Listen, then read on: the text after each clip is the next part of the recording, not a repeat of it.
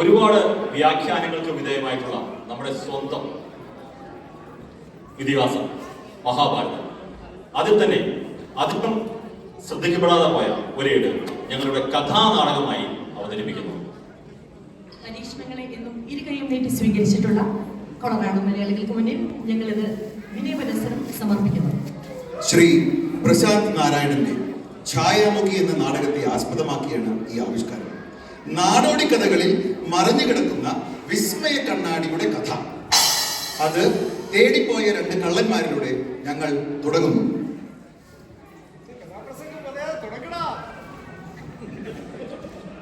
രംഗം 1. തസ്കര ചരിതം.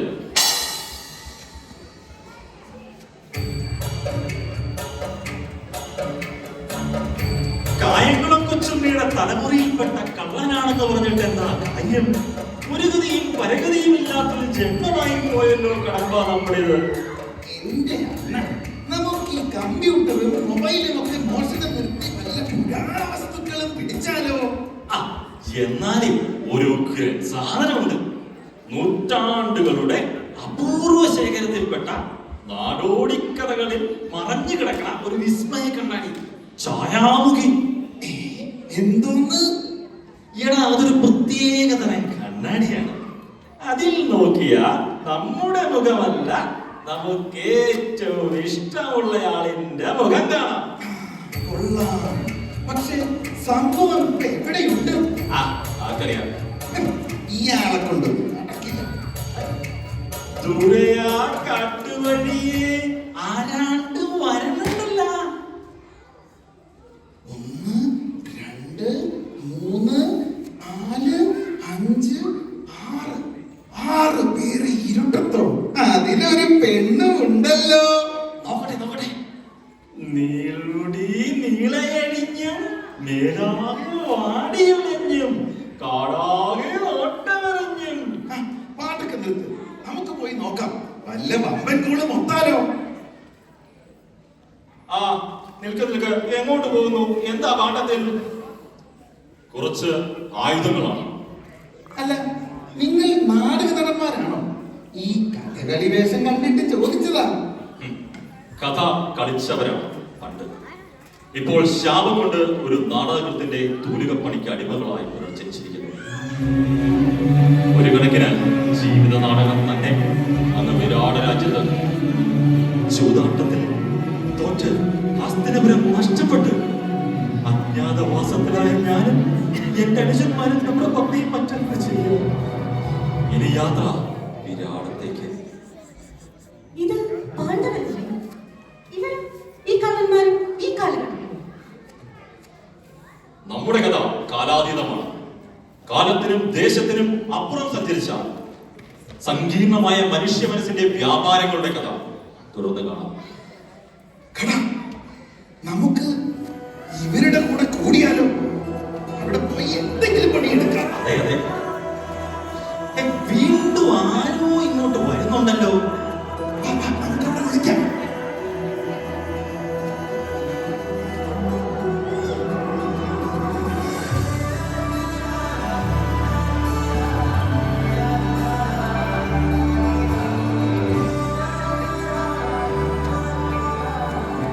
ദ്രൗപദി, കുലസ്ത്രീകൾക്ക് ചേരാത്ത കാര്യങ്ങൾ. ഈ ഭീമന് ഇനി ലക്ഷ്യം ഒന്നേ ഉള്ളൂ. ഈ പരകായ വേഷം അഴിച്ചു വെച്ച് തീരാ കഥയുടെ മാറുപുലർന്ന് രക്തം കണ്ടെത്തണം. പ്രണയം തീരെ പോകുന്നില്ല.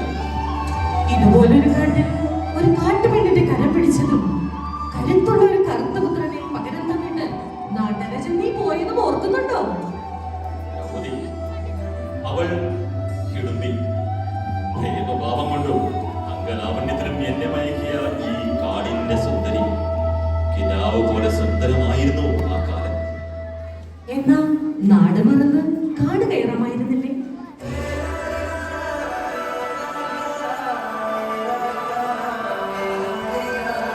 കിടുമ്പി, നീയോ? വാക്കുകൾ കിട്ടുന്നില്ല ചൊല്ലാൻ. ഇപ്പോൾ ഇവിടെ നമ്മൾ കാണണമായിരുന്നോ? ഈ വേഷത്തിൽ എന്നെ എങ്ങനെ തിരിച്ചറിഞ്ഞു? ഞാൻ ആ നാട്ടരച്ചൻ ഭീമനല്ല. വിരാട രാജ്യത്തെ പാചകക്കാരനാകാൻ ഒരുങ്ങുന്നവൻ ഞാൻ. വേഷം എത്ര മാറിയാലും ഗന്ധങ്ങൾ ചതിക്കില്ലല്ലോ. അരികിൽ അതിലഴകായി രാജാത്തെ കൂടി കണ്ടപ്പോൾ തീർച്ചയായിട്ടും. ഭ്രാതാക്കന്മാരും ദ്രൗപദിയും പോയി കഴിഞ്ഞു. നീയും പോയിക്കൊള്ളുക, മറ്റൊരാൾ സാക്ഷിയാകും മുമ്പ്. പോകുന്നു. യാത്രയിലുടനീളം കരുതാനൊരു നല്ല സമ്മാനം തരാനുണ്ട് എന്റെ കയ്യിൽ. ഇത് ഛായാമുഖി. മഹാമായാവിനികൾക്ക് കാട്ടിലിവിടെ നിന്ന് കിട്ടിയ മായ കണ്ണാടി. കണ്ണാടിയോ? മുഖവടിവ് നോക്കാനുള്ള സാവകാശം ഇന്നെന്റെ ജീവിതത്തിൽ ഇല്ല കിടപ്പി. മായാശീലമുള്ളതാണ് ഛായാമുഖി. ആരിതിൽ നോക്കുന്നുവോ അയാളുടെ ഹൃദയകാമ്പിൽ ആരാധിക്കുന്ന രൂപം ഇത് കാട്ടിത്തരും. ഇത് ഇത് വാങ്ങണം. ഛായാമുഖിയോ? ദ്രൗപദി? എന്റെ മുഖത്തിന് പകരം ദ്രൗപദി? ഒരു നിമിഷം ഞാൻ നനച്ചത് ഇതിൽ എന്നെ തന്നെ ആയിരുന്നില്ലേ? ഭീമന്റെ ഉള്ളതിറയിൽ ദ്രൗപദിയാണെന്ന് ഇവിടെ ആർക്കാണ് അറിയാത്തത്?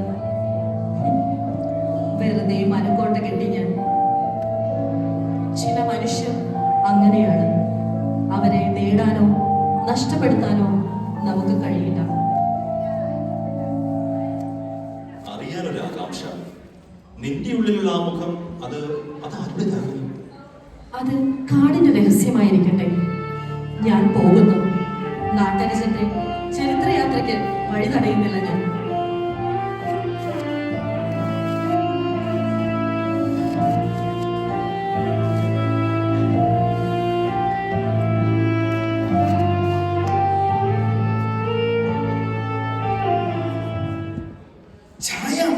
ഛായാമുഖി തേടിയ വള്ളി കാലിൽ ചുറ്റി. ഇതടുത്ത് പോയിട്ട് തന്നെ കാര്യം. അണ്ണാ എത്ര കിട്ടും ഇതിന്? നമുക്ക് നോക്കാണ്. സാറിന് കയ്യിൽ തീരും. ഹേ, വിരാടമോ? അവിടെ എന്താണ്? അവിടെയല്ലേ പ്രസിദ്ധമായ വസന്തോത്സവം? അതെ അതെ, ഏഴാരമുള്ള ശക്തിയുള്ളവനും മല്ലന്മാരുടെ പേടി സ്വപ്നവുമായ ജിമൂതൻ അങ്കത്തട്ടിലേക്ക് വരുന്നുണ്ട്.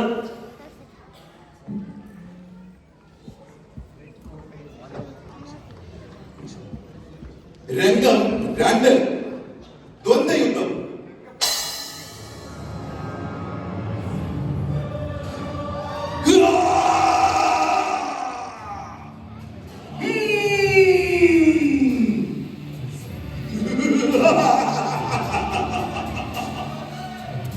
വരുന്നു നിന്നെ എതിരിടാൻ കരുത്തനായ ഈ ഞാൻ.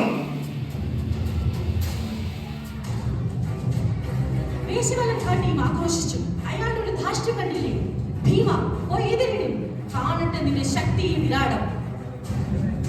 എന്താണ് രാശിക? യാത്രയിലുടനീളം എന്തോ മറയ്ക്കുന്ന പോലെ തോന്നിയിരുന്നു. എന്താണ് കയ്യിൽ? ഒന്നുമില്ല. എന്തോ ഉണ്ട്. മുഖം മനസ്സിന്റെ കണ്ണാടി എന്ന് പറയാറില്ലേ? അതെ, കണ്ണാടി തന്നെ. ഇത് ഛായാമുഖി. മറ്റൊന്നും എന്നോട് ഇപ്പോൾ ചോദിക്കരുത്, അതിൽ നോക്കുകയും അരുത്. ഈ വിരാട രാജ്യത്തെ രാജ്ഞിക്ക് തോഴിയായി വേഷം മാറുന്ന നിന്റെ കയ്യിൽ ഈ കണ്ണാടി കണ്ടാൽ ആരും സംശയിക്കില്ല. എന്റെ കയ്യിൽ വേണ്ടത് ചട്ടുകമാണ്. പാചകക്കാരനാണല്ലോ. ശരി, സമ്മതിച്ചു. ഇനി ദ്വന്ദ്വയുദ്ധമാവുമല്ലോ. ആവാം.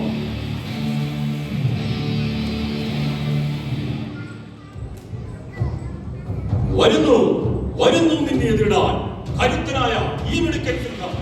ചെമ്മയുള്ള സിംഹം താൻ വന്നിരിക്കലും തോറ്റിയിടില്ല ഞാൻ.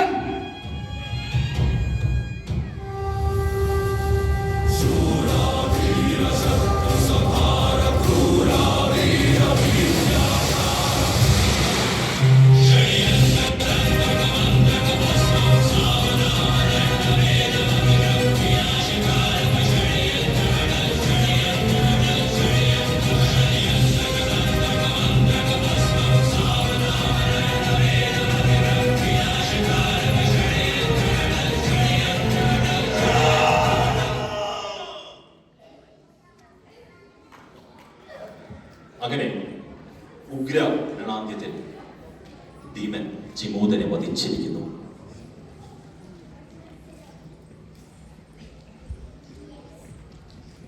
ഇതിൽ സംപ്രീതി കൊണ്ട വിരാടരാജൻ ഭീമനും കൂട്ടർക്കും കൊട്ടാരത്തിൽ ജോലി വാഗ്ദാനം ചെയ്തു.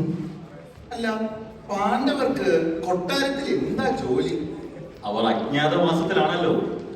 ഭീമൻ കൊട്ടാരത്തിലെ പാചകക്കാരനായും പാഞ്ചാലി റാണിയുടെ തോഴിയായുമാണ് വേഷം മാറിയാണ് കൊട്ടാരത്തിൽ കയറുന്നത്.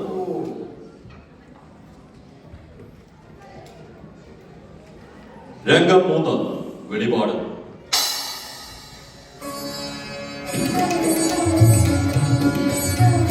കണ്ടോ, കാര്യങ്ങളൊക്കെ നമ്മൾ വിചാരിച്ച പോലെ വന്നില്ലേ? നീ യുദ്ധം ചെയ്ത് വിജയിച്ചത് കൊണ്ട് കൊട്ടാരത്തിൽ കയറി പറ്റിയില്ലേ? ഞാനും ഭവതി റാണിയുടെ തോഴിയായതുകൊണ്ട് ഇനി നമ്മുടെ സ്വകാര്യ നിമിഷങ്ങൾ വളരെ വിരളമായിരിക്കും. ഈ ഛായാമുഖി ഉയിര് പോലെ കാക്കണം. അരിത, അതിൽ നോക്കരുത്. അത് സ്വന്തം മുഖം നോക്കാനുള്ളതല്ല. അതിൽ നീ ദർശിക്കുന്ന മുഖം കാണാനുള്ള ധൈര്യം എനിക്കില്ല. ഒരു കണ്ണാടി നോക്കുന്നതിൽ എന്തിനെത്ര അധൈര്യപ്പെടണം? അത്ഭുതം! എന്താണിത്? ഞാൻ തന്നെയോ അതിൽ? അതെ. ഒരിക്കൽ കൂടി നോക്കൂ. ഞാൻ കാണി ഈ ഭീമനും നിറഞ്ഞു ചിരിക്കട്ടെ.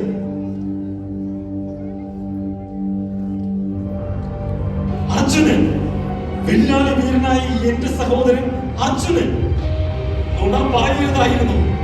കിടന്നു പോയിടുന്നു. അത് പോകാൻ.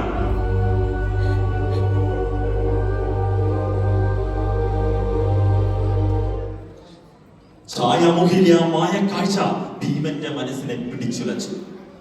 കൊടുങ്കാറ്റിൽ ആടിയുലഞ്ഞ പായ്ക്കപ്പൽ പോലെ ആ മനസ്സ് ശുഭിതമായി.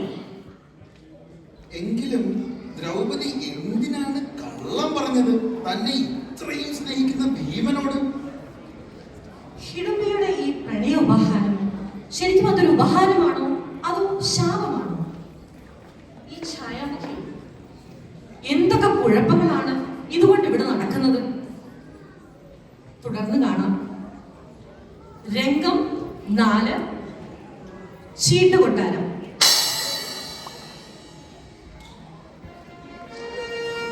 ഇതാ സേനാനായകൻ കീചകൻ ഉദ്യാനമല്ലേ?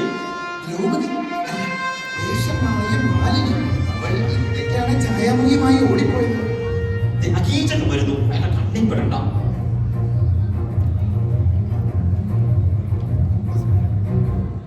അന്തപുരത്തിൽ എന്തുണ്ട് വാർത്തകൾ? ദാസിമാർക്കൊക്കെ ആനന്ദമല്ലേ? നിനക്ക് എന്റെ വക ഒരു കുടം മധു. രാത്രിയിൽ എന്റെ ഒപ്പം സഹസൈന്യത്തിന് ലാവണ്യമുള്ള ഒരുവൻ. ഇന്നതിന് ആർക്കാണ് അവസരം? നീ കണ്ടെത്തുമോ? റാണിയുടെ സ്വകാര്യ മാളികയിൽ ഒരു പുതിയ സുന്ദരി വന്നിട്ടുണ്ട്. മാലിനി. അവൾ ആ ഉദ്യാനത്തിലുണ്ട്. ഇനിയെല്ലാം അങ്ങ് ഇഷ്ടം. എങ്കിൽ പിന്നെ കണ്ടിട്ട് തന്നെ കാര്യം. ഇവൻ കീചകൻ. ഇവൻ ഈ കഥയിൽ ആദ്യമാണ്.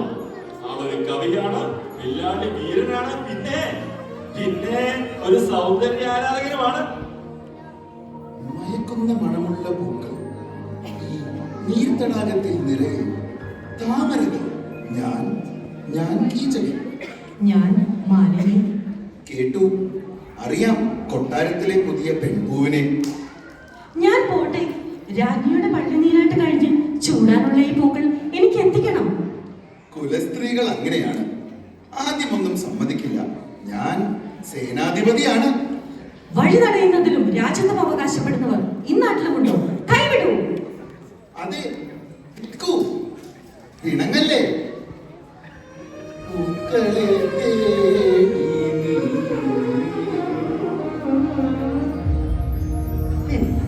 എവിടെ പോകാൻ? തിരികെ എന്റെ അടുത്ത് തന്നെ വരും. ഇത് ഛായാമുഖിയല്ലേ? മുഖം മറച്ച് മനസ്സ് കാട്ടുന്ന മായ കണ്ണാടി. മണമൂറുന്ന എന്റെ മനസ്സുലച്ച് ഏത് ചെത്താമരയാണ് ഈ ഛായാമുഖിയിൽ വിരിയുക എന്ന് നോക്കാം.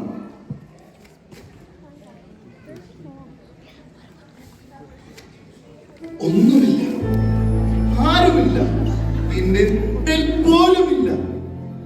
ഞാൻ ഇത്ര പരാജയമായിരുന്നു. മുഖമില്ലാത്തവനോ ഈ കീചകൻ?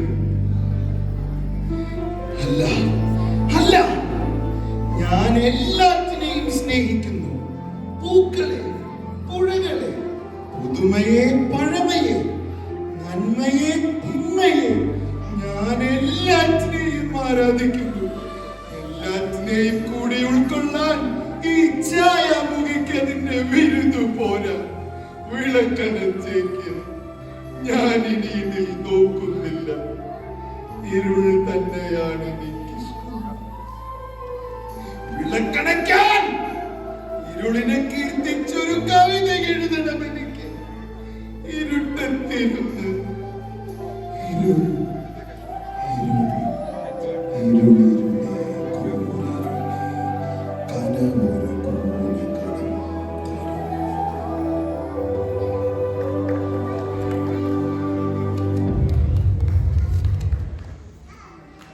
ഇതേ സമയം ദ്രൗപദി ഭീമന്റെ അടുത്തേക്ക് ഓടി. കലിതുള്ളിയാണ് പോയിരിക്കുന്നത്, എന്തും സംഭവിക്കാം.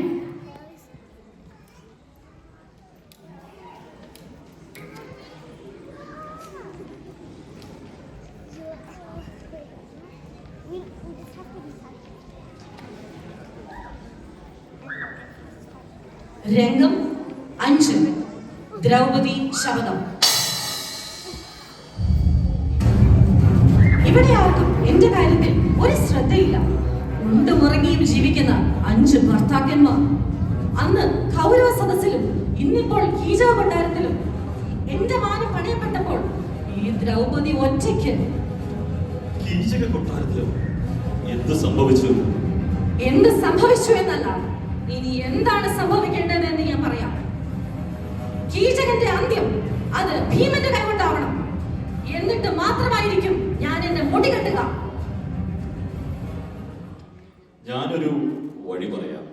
ഭവതി അത് ശാന്തമായി കേൾക്കണം. ഭവതി കീചക കൊട്ടാരത്തിലേക്ക് പോകണം. എന്നിട്ട്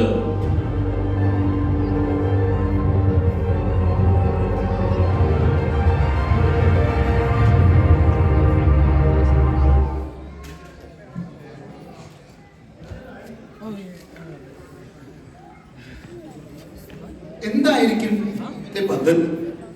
മഹാബലശാലിയാണ് കീചകൻ. ഉടവാളാണെങ്കിൽ എപ്പോഴും കയ്യിലും കരുതും. ഭീമന്റെ കയ്യിലാണെങ്കിലോ ആയുധങ്ങളുമില്ല. വേഷം എത്ര മാറിയാലും രാജതന്ത്രങ്ങൾ മറക്കില്ലല്ലോ. എത്ര യുദ്ധങ്ങൾ, എണ്ണിയാലൊടുങ്ങാത്ത എതിരാളികൾ. അതിനെയെല്ലാം നിഷ്പ്രയാസം ജയിച്ചവനാണ് ഈ കുന്തിപുത്രൻ. നമുക്ക് കാണാം. രംഗം 6. കീചക വധം.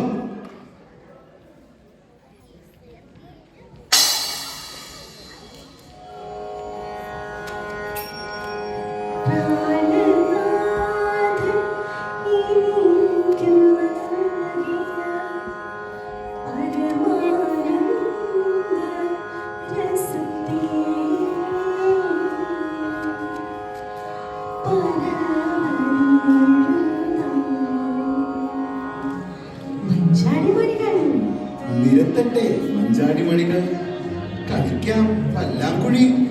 മറ്റാരും കാണാതെ നമുക്ക് ഒളിച്ചു കളിച്ചാലോ? അതിൽ തുടങ്ങാം. നീയൊരു രസികത്തി തന്നെ. ആ വാളങ്ങ് മാറ്റിയേക്ക്. ഇല്ലെങ്കിൽ എങ്കിൽ നിന്റെ ഇഷ്ടം പോലെ. എവിടെ പോയി? കളി തുടങ്ങിയോ? ഞാൻ കണ്ടുപിടിക്കും.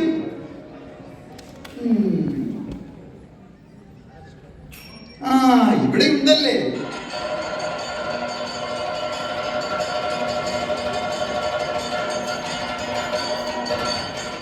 ഭീമ, അവൾക്ക് പകരം നീയോ? അതെ, ഭീമൻ തന്നെ. മരിക്കാൻ ഒരുങ്ങിക്കോളൂ.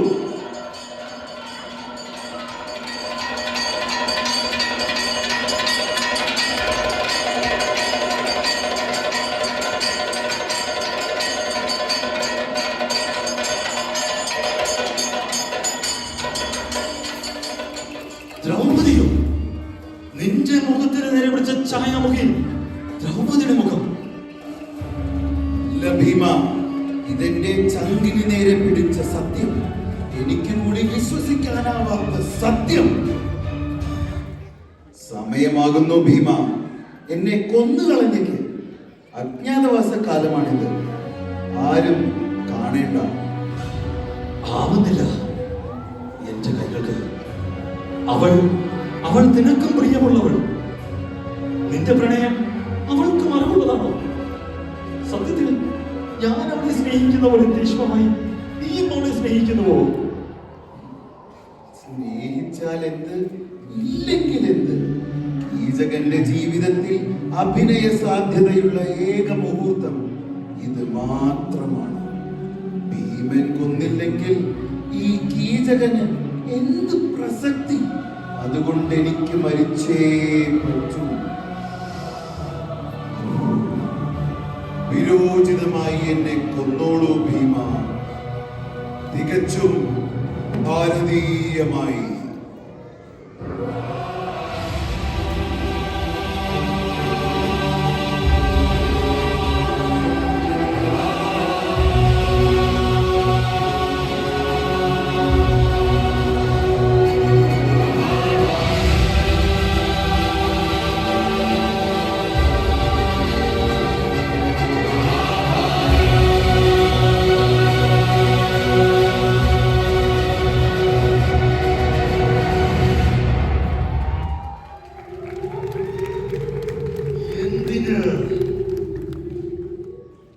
എന്തിന് ഞരമ്പ് വലിച്ചു മുറുകി പൊട്ടിപ്പോകുന്നത് പോലെ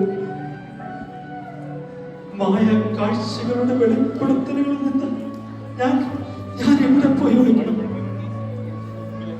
യാഥാർത്ഥ്യത്തിന്റെ മുൾമുനെ സ്നേഹത്തിന്റെ വിഷം പുരട്ടി പ്രളയത്തെ കൊല്ലുന്നവർ. കീചക, മാപ്പ് മാപ്പ്. പ്രണയം പ്രണയം പ്രണയിക്കുക എളുപ്പമാണ്. പ്രണയിക്കപ്പെടാനാണ് ഭാഗ്യം വേണ്ടത്.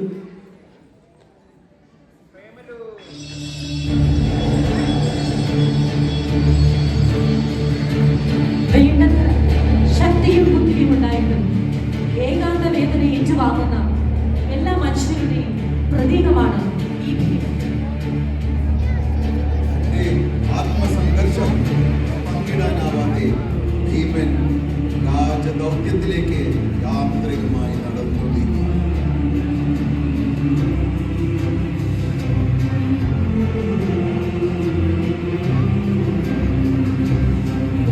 ഛായാമുഖി അത് ഉടഞ്ഞുപോയിരിക്കുന്നു.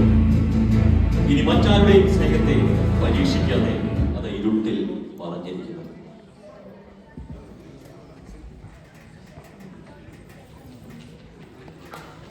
Thank you everyone.